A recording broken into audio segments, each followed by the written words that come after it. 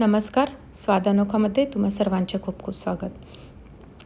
आज आपण दुधी भोपळ्याची भाजी चणा डाळ घालून कशी करणार ते पाहणार आहोत.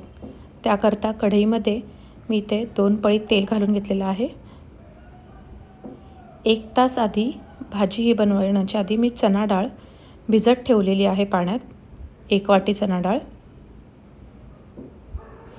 आता तेल छान गरम झाल्यानंतर ह्यात 1 चमचा जिरे मोहरी घालून घेतलेले आहेत.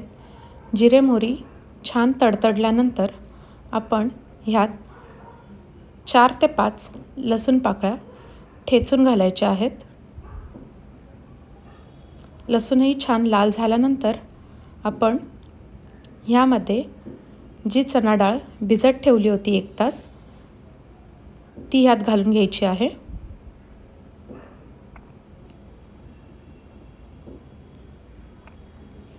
आता दुधी भोपळा मी इथे बारीक चिरून घेतलेला आहे. तोही यात घालून आपल्याला हे छान मिक्स करून 2 ते 3 मिनटं छान फ्राय करून घ्यायचं आहे.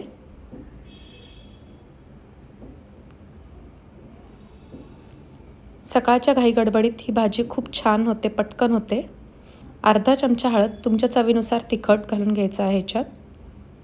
मी ते 2 चमचे तिखट घातलेलं आहे. चवीनुसार मीठ घालायचं आहे. हे सर्व आपल्याला मिक्स करून घ्यायचं आहे.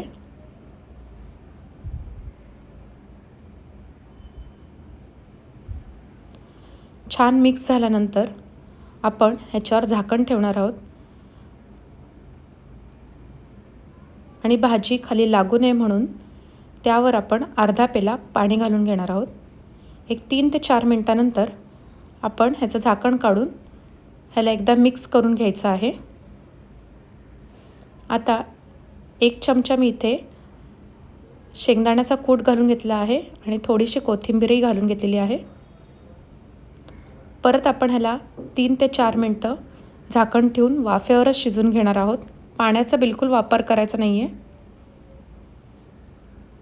अशा प्रकारे आपली दुधी भोपळ्याची भाजी चणा डाळ घालून तयार आहे.